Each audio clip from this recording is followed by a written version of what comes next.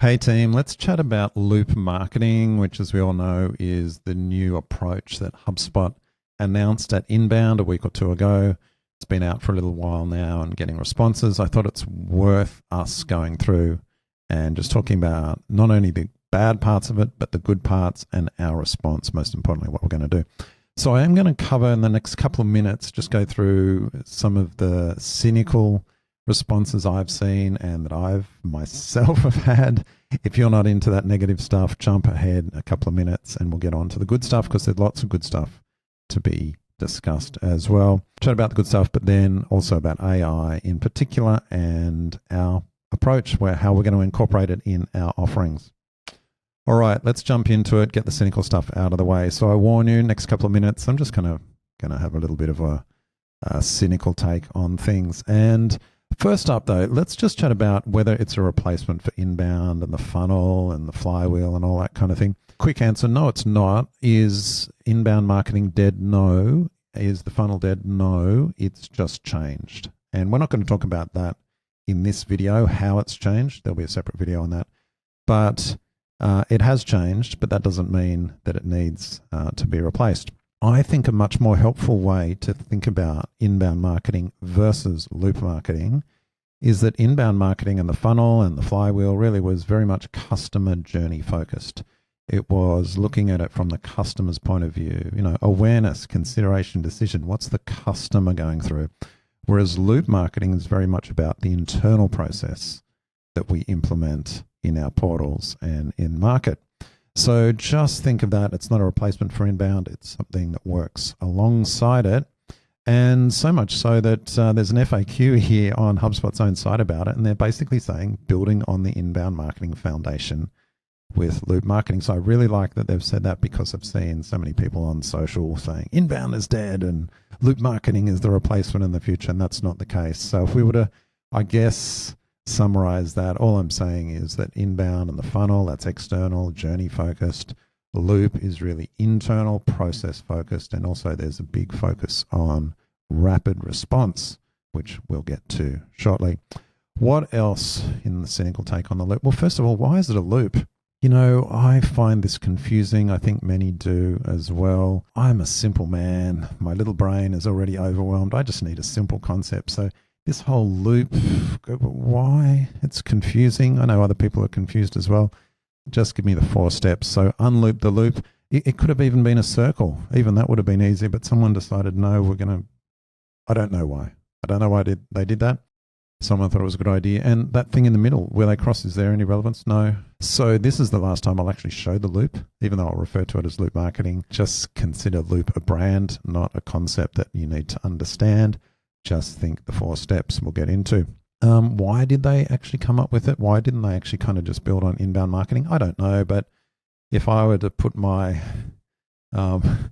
jaded lens and marketing cap on, I would say they just needed a new concept to go to market. I think the inbound marketing methodology carries baggage with it, and they've tried to make it work in all things. I mean, we all remember years ago when they were trying to tell us that cold call sales, outbound calls, could be done in an inboundy way, and we all kind of laughed at that because, that's not inbound.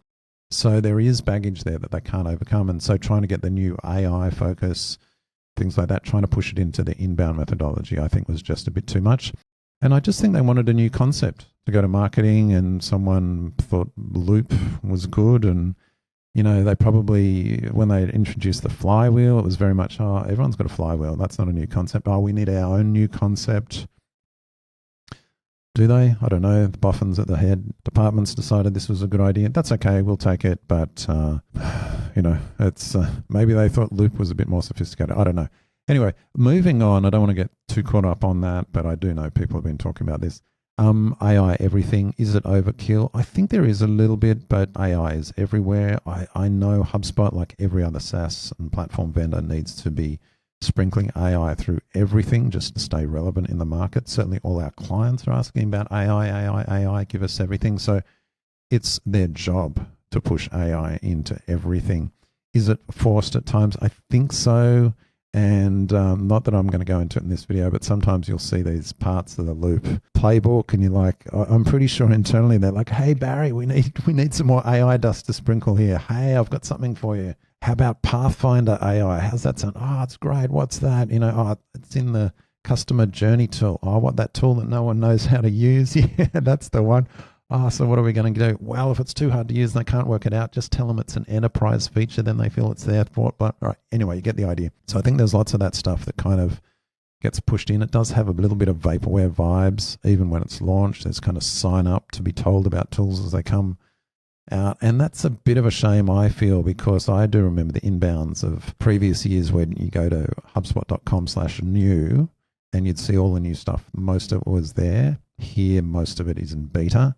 It's kind of got that Apple vibe. Apple announced Apple Intelligence a year or two ago, and it was very much vision and vaporware, and they didn't actually bring that to market, and they copped a lot of it, and I feel that there's that here, and HubSpot's in a difficult position trying to really say that they're an AI first company and AI everywhere. You can criticize it like I'm doing it now, or you can just go, hey, just go and buy some HubSpot shares. That's the way to satiate that kind of frustration, I guess. However, when it comes to AI, I think the big win that they've done with Loop marketing is they've changed the conversation from AI for content to AI for personalization. So they got a lot of pushback with Content Remix because it was just content slop.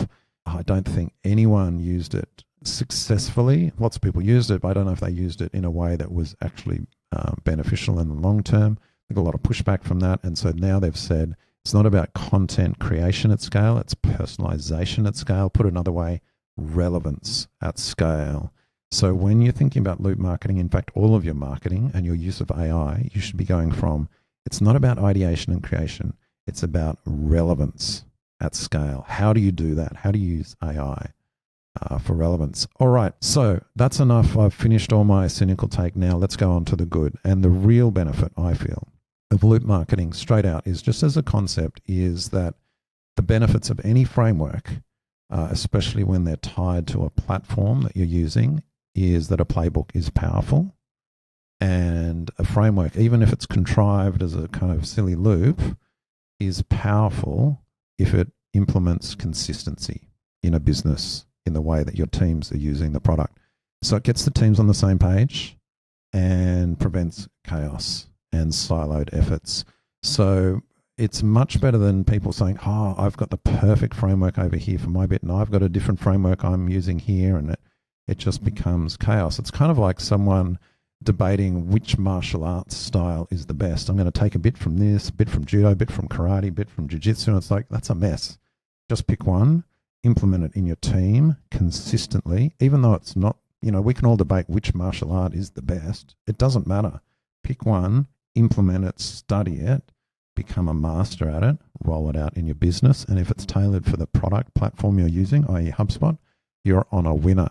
So you don't need the best framework. You need a consistent one that everyone uses. And that's the biggest benefit of Loop marketing right out of the gate. But let's have a look at what the stages are. And these 4 stages, as you know, I'm a linear person. I just like these 4 steps, and then they can feed back to earlier steps. So I really like that. I know some people like mind maps. I'm like, how do you manage mind maps? It's just me, all right? So it's not you, it's just me. But here's the 4 steps. Express, which I think, if you boil it down to, it's just what's the problem you're solving uniquely, ideally. So you've got a bit of a differentiation, but what's the problem you're solving and who are you solving it for? And so the best thing, or a really good thing about this playbook, or the Loop marketing playbook, is it makes you think about it, because lots of people dive into tactics. Have you ever been in a meeting? We get these occasionally where we jump on a call with a new prospect and they're like, hey, we really want to implement a TikTok strategy. And it's like, sounds like a tactic. What's the strategy? Why? What's your message? And oh no, we've just heard TikTok. So it's a very much an implementation tactics base. You've got to come back to the start. What's the problem you're solving? Who are you solving it for? And that's the express step. So I think that's a really good reminder. Lots of businesses will already have this in place, so it's not as though you have to go through it again necessarily. But if you're early stage, you can do this, and you can also use data to kind of further inform that. Tailor, that's about personalizing your message. So they'd say use AI to make it personalized. I really like this. But this essentially is about creating relevance at scale. I alluded to this earlier. So you know who you're talking to and the problem you're solving. This is how you tell them about it. You personalize that message for them. Amplify, getting it out there, paid channels, social, etc., all the different channels, in-person events, buses, billboards, trade show booths, all of that. How do you amplify, get it out there, and then evolve, which is essentially just test and measure.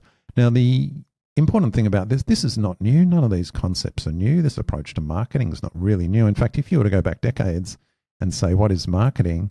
It's very simply the right message to the right person at the right time, in the right place, in the right format. We've all been teaching this concept of marketing for years, and this is just a way to break it down as an internal process. So I really like it. And so how does that look like? So again, this is me. I'm a linear person. Give me a little framework with tick boxes.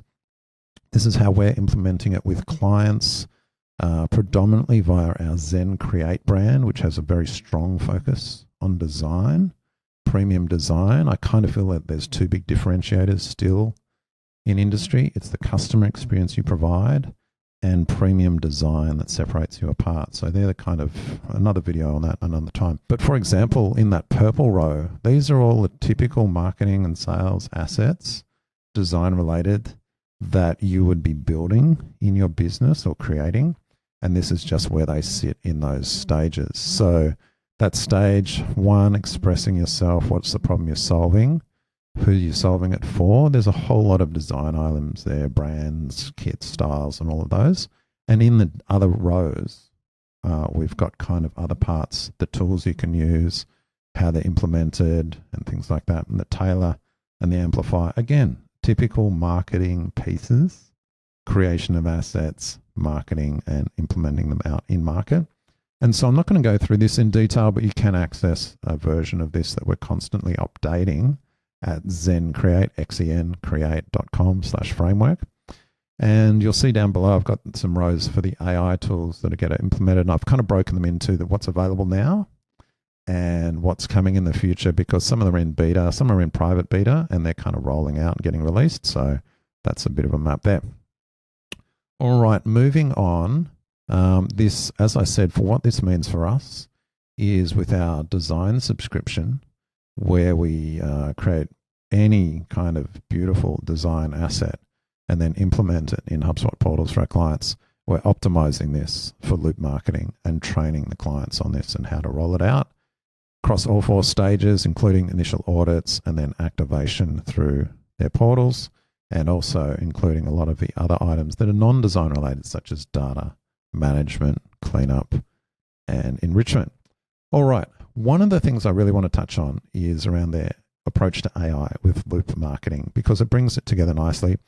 And I would summarize it, this is my take, that it's a change from content creation to content personalization, as I've said earlier.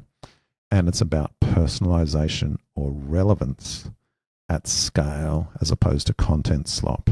So it also helps, AI also helps us respond to understanding customer intent.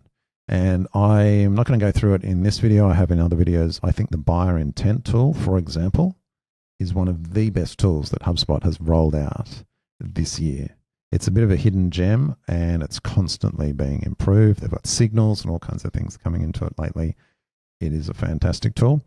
And then the other thing around AI, it also assists in the evolve stage. That's that test and measure, that final kind of continuous improvement, allows you to ask questions, get insights, and then in some ways avoid the manual reports, but your mileage may vary. If you've got a massive database with tens of thousands or hundreds of thousands of contacts, trying to use AI to glean insights might be as overwhelming as the data itself. So it's not like this is a silver bullet, instant answers. And of course, we know at times AI just makes stuff up. However, it's getting better. And even from a couple of months ago, just some of the AI results we're getting out of our portal with the Breeze Assistant are much improved. All right, so what's that mean for us? I feel we need to embrace selectively. Embrace for consistency and build on the platform we've already got.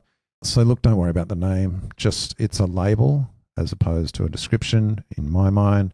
Focus on the benefits, a consistent approach, that's going to be promoted by HubSpot and to all our clients. So instead of trying to bring in a framework they're not familiar with, we just build on loop marketing. They're welcoming it. They want to know more. And then we can make that efficient and effective for them. And the other thing that the benefit of this is that they often highlight data. So you've got to get the data right. And that's a consistent piece. And in fact, if you remember back when I was showing that framework and all the table that we use, I actually had data cleanup on every stage. It's a continuous piece. So useful approach for implementing marketing activities in businesses. That's it. Thanks for your attention. I'll see you in the next one.